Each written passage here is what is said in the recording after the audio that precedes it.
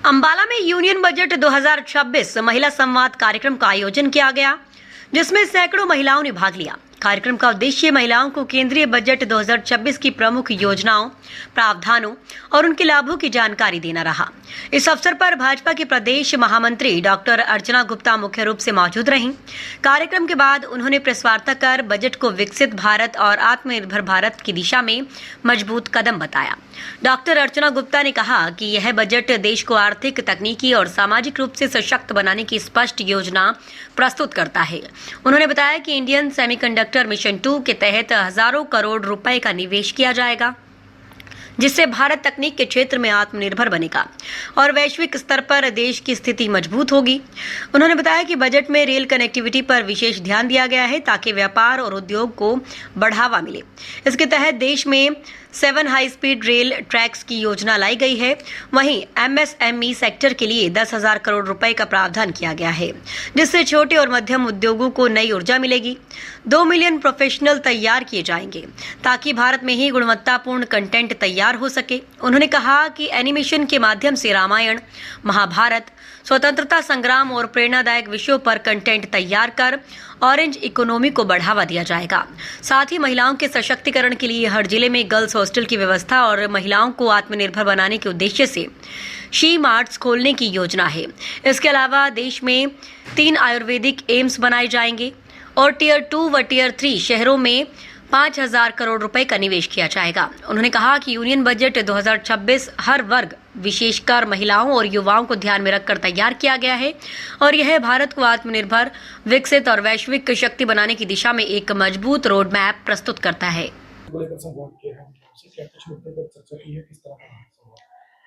आज अम्बाला जिले में हमने महिलाओं का एक महिला सम्मेलन किया है, जिसमें महिलाओं से 2026 के इस बजट में जो भी योजनाएं भारत सरकार ने महिलाओं के लिए लेकर आई हैं, उनके बारे में चर्चा करी है।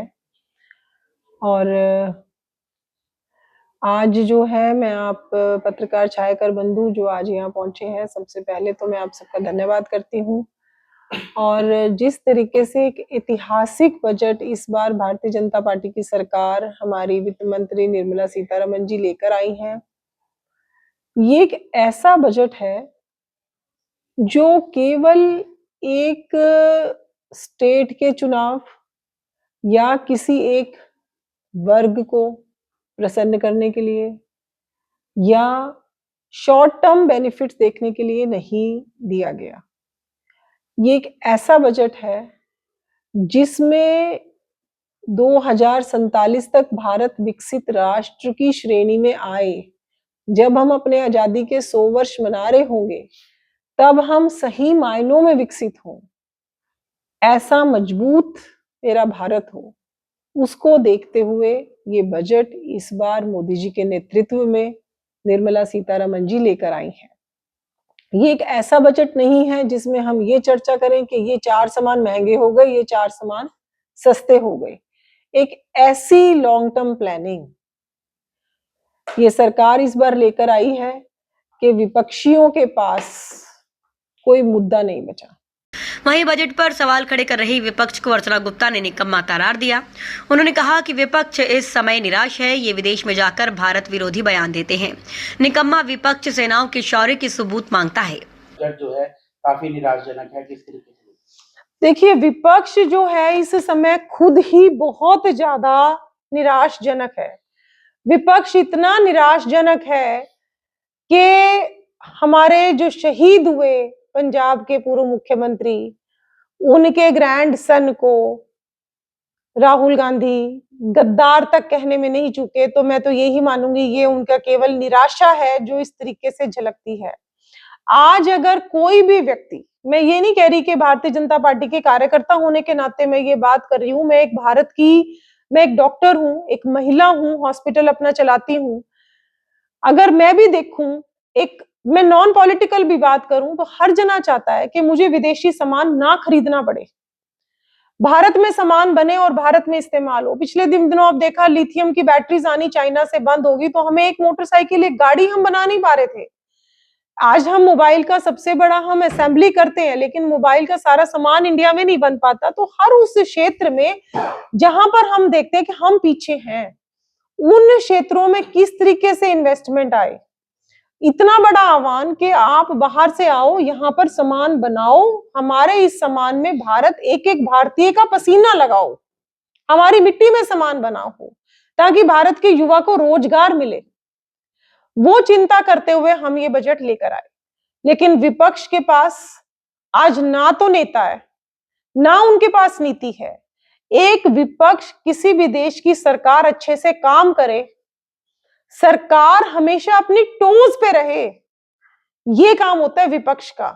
लेकिन ये विपक्ष कैसे काम करता है कि विदेशों में जाकर ऐसे बयान देते हैं जो भारत के विरोध में बयान होते हैं, विदेशों में जाके भारत की छवि को खराब करने के लिए ये काम करते हैं। एक प्रधानमंत्री पूरे देश का प्रधानमंत्री होता है, पक्ष का भी होता है, विपक्ष का भी होता है।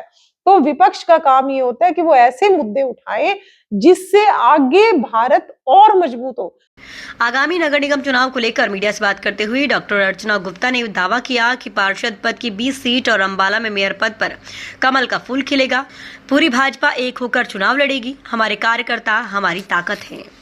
देखो कि पहले भी हमारा अंबाला जो ये नगर निगम है, यहाँ पर हमारा भारतीय जनता पार्टी का मेयर है। और तैयारियों की जहां तक बात है, तो आज मेरी ये दूसरी विजिट अंबाला में है। अब तैयारियां जो है धीरे धीरे अभी हमारी शुरू हो गई हैं और बहुत जल्दी एक अच्छी तैयारी के साथ हम मैदान में उतरेंगे और हम 21 कमल के फूल जो हैं इस बार खिलाने का अंबाला नगर निगम के क्षेत्र से ये उद्देश्य लेकर हम इस बार इस चुनाव में उतरेंगे। और जिस तरीके से हरियाणा के मुख्यमंत्री आदरणीय नायब सिंह सैनी जी बहुत ही मजबूती के साथ काम कर रहे हैं और नई नई योजनाएं हरियाणा वासियों के लेकर आ रहे हैं, चाहे हम लाडो लक्ष्मी योजना को लें, चाहे हम हैप्पी कार्ड को लें, चाहे आज किसानों को जो है मुआवजा देने की बात हो। तो हर एक क्षेत्र में हमारे मुख्यमंत्री जी बहुत अच्छे तरीके से काम कर रहे हैं। चाहे नई नौकरियां निकालने की बात हो, उन नौकरियों को बिना पर्ची बिना खर्ची देने की बात हो, तो हर क्षेत्र में मुख्यमंत्री जी एक बहुत अच्छे तरीके से काम कर रहे हैं। देश की जनता को सुनने का, हरियाणा की जनता को चाहे सुनने की बात हो, 24x7 वो एक हरियाणवी के लिए उपलब्ध है। तो उनकी मार्गदर्शन में, उनके नेतृत्व में अंबाला में हम एक बड़ी जीत हासिल करने वाले हैं। हर वार्ड से देखा जाए तो काफी जो है कैंडिडेट्स आ रहे हैं, ऐसे में कहीं गुटबाजी तो नहीं होगी, सब मिलकर चलेंगे? देखिए, भारतीय जनता पार्टी का जो कार्यकर्ता है, टिकट मांगने का अधिकार हर एक कार्यकर्ता को है और जो भी कैंडिडेट हमें लगेगा कि ये भारतीय जनता पार्टी का कार्यकर्ता है और उसने अच्छे टाइम से भारतीय जनता पार्टी में काम कर रहा है, हमारी प्रेफरेंसेस जो हैं वो यही होंगी कि हमारे किसी न किसी कार्यकर्ता को जो है टिकट मिले।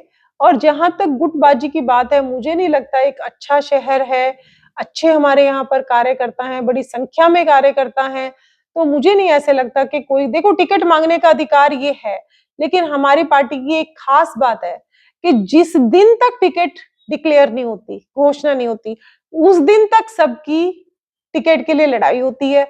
लेकिन जिस दिन टिकट की घोषणा हमारा संगठन कर देता है, उस दिन के बाद सभी कार्यकर्ता एक बंद मुट्ठी की तरह एक दूसरे का सहयोग करते हुए उस वार्ड को या नगर निगम को जीतने में अपनी पूरी जी जान लगा